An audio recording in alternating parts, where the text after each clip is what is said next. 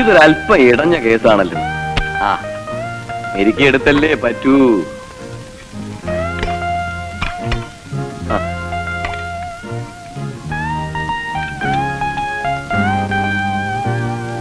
നീ കഴിക്കുന്നില്ലേ?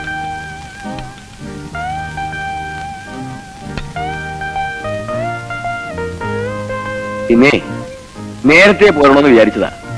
അപ്പോഴാ ഒരു അലമ്പ് കേസ്. സ്നേഹിച്ച പെണ്ണിനെ വേറെ ആരോ കല്യാണം കഴിച്ചെന്നും പറഞ്ഞ് ഒരുത്തൻ ഉത്തരത്തിൽ കയറി കെട്ടിത്തൂയി അങ്ങ് ചത്തു. പോകാതിരിക്കാനൊക്കെ അവിടെ പോയി ശവം കെട്ടഴിച്ച് കിടത്തി. മഹസർ തയ്യാറാക്കി പോസ്റ്റ്മോർട്ടത്തിന് അയച്ചു. അല്ല, ചത്തവനെ കുറ്റം പറഞ്ഞിട്ടെന്താ? അവനറിയാമോ ഇന്ന് ഇൻസ്പെക്ടറുടെ ഭാര്യയ്ക്ക് സാരി വാങ്ങിക്കുവാൻ പോണ്ട ദിവസമാണെന്ന്? രക്ഷയില്ല.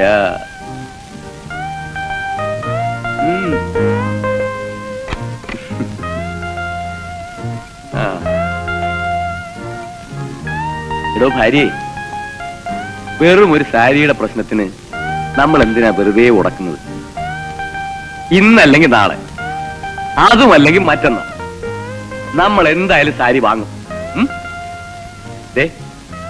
ഈ പണക്കൊണ്ട് അവസാനിപ്പിച്ചേ, അല്ലെങ്കിൽ ഇനി ഞാനായിരിക്കും കെട്ടിത്തൂങ്ങി ചാവുന്നത്. അരുതാത്തൊന്നും പറയല്ലേ.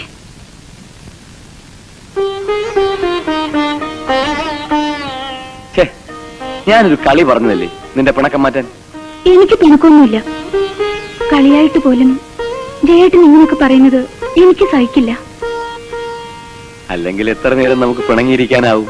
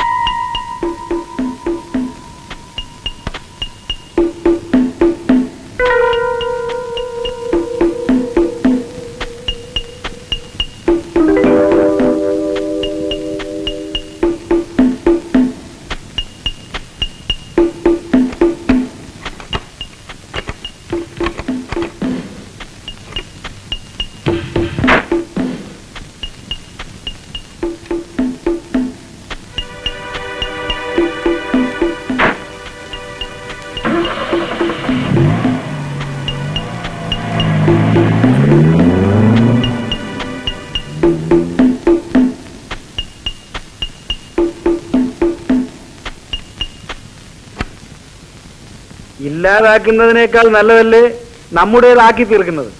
ഞാൻ ആ വഴിക്കാ ചിന്തിക്കുന്നത്. മുതലാളി പറഞ്ഞു വരുന്നത് ഡിക്രൂസിന് മനസ്സിലാകുന്നില്ല അല്ലേ? ഡിക്രൂസ് എപ്പോഴും ജയന്റെ ശക്തി മാത്രമേ കാണുന്നുള്ളൂ.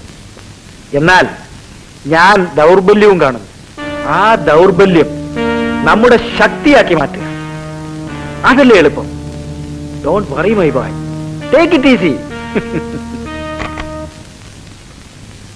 ജയനില്ലേ ഇവിടെ? ഇല്ല, സ്റ്റേഷനില. ആരാ? മനസ്സിലായില്ല. ഞാൻ പ്രഭാകരൻ. നാട്ടുകാരൊക്കെ മുതലാളിന്ന് കൂട്ടിച്ചേർത്ത് വിളിക്കും. ജയേട്ടൻ പറയാറുണ്ട്. വരൂ.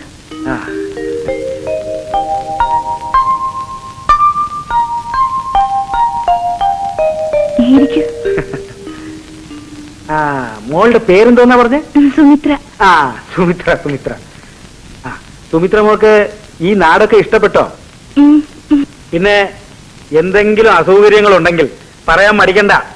സഹായിക്കാനാ എന്നെ പോലെ ഉള്ളവര്. ഏയ്, ഒരു അസൗകര്യമില്ല. കേട്ടോ മോളെ, പല ഇൻസ്പെക്ടർമാരും ഇവിടെ വന്ന് ചാർജ് എടുത്തിട്ടുണ്ട്.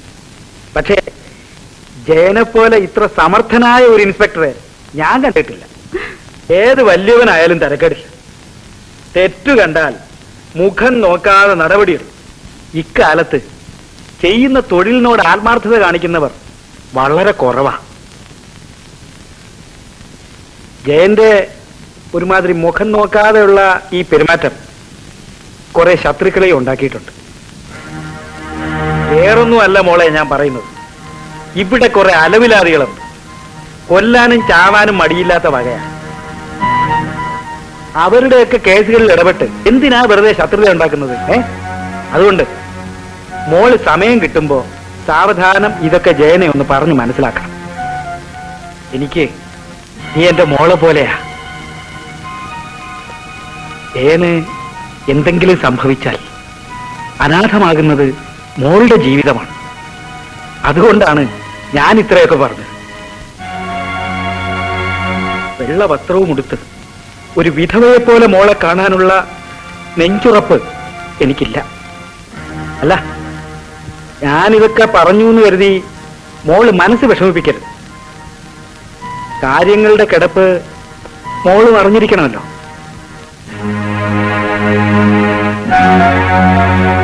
അപ്പോ പിന്നെ സഹായിക്കാൻ ആരുമില്ലെന്ന് കരുതി മോള് വിഷമിക്കരുത്. എന്നെ ഒരച്ഛനെ പോലെ കരുതിക്കോളൂ. ഞാൻ ഇറങ്ങട്ടെ.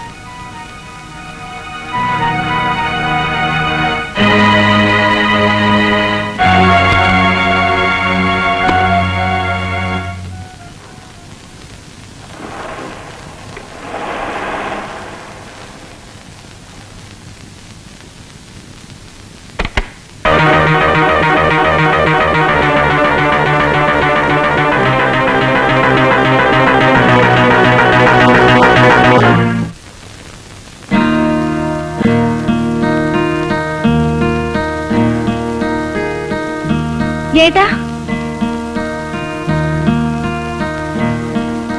ജേട്ടാ,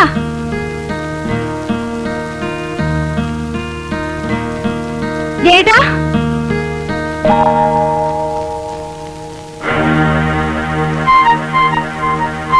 ജേട്ടാ,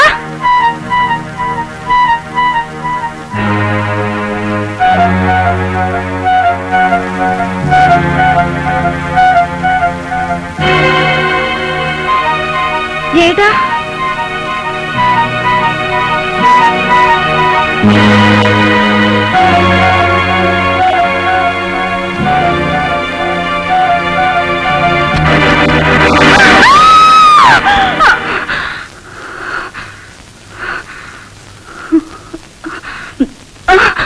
എന്താ സുമിത്രേ, എന്തു പറ്റി? സ്വപ്നം കണ്ട് പേടിച്ചോ? സാരമില്ല, കുറച്ച് വെള്ളം കുടിച്ചോളൂ.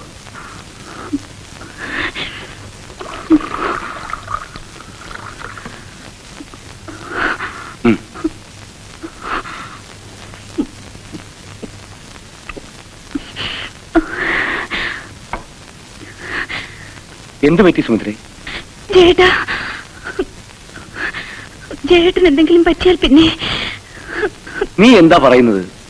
എനിക്ക് എന്ത് പറ്റാനാ? അല്ല ചേട്ടാ, ജേട്ടൻ അറിയാഞ്ഞിട്ടാ. ആരൊക്കെയോ ജേട്ടനെതിരെ. അതൊക്കെ നിന്റെ തോന്നല. എനിക്കെതിരെ ആരും ഒന്നും ചെയ്യാൻ പോകുന്നില്ല. ഇന്ന് പ്രഭാകരൻ മുതലാളി വന്നിരുന്നു. ജേട്ടന് ഒരുപാട് ശത്രുക്കളുണ്ടെന്നും സൂക്ഷിക്കണമെന്നൊക്കെ പറഞ്ഞു. അപ്പൊ അതാ കാര്യമല്ലേ? അയാൾ വല്ലതൊക്കെ പറഞ്ഞു നീ ഇങ്ങനെ പേടിച്ചാലോ? കൊല്ലക്കടയിൽ അയാൾ സൂചിപ്പിക്കാൻ വന്നത്. ആ, നീ സമാധാനമായിട്ട് കിടന്നുറങ്ങും. കിടക്ക.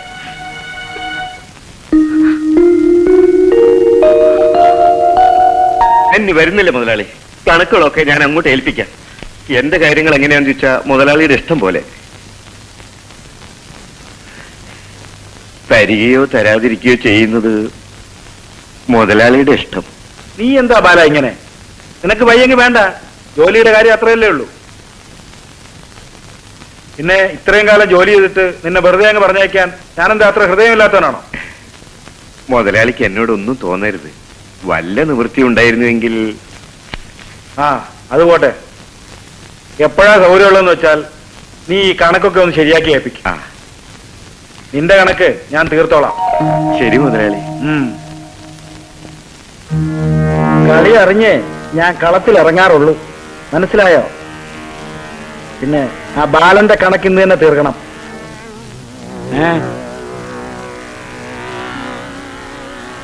ശരി മുതലാളി.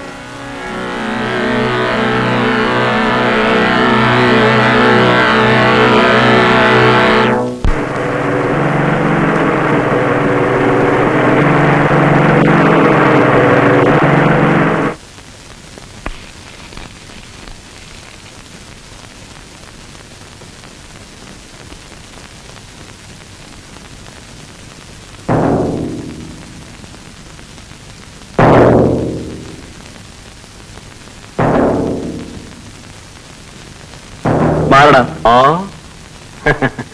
മാറ്റാൻ പറ്റിയെങ്കിൽ മാറ്റിക്കോ.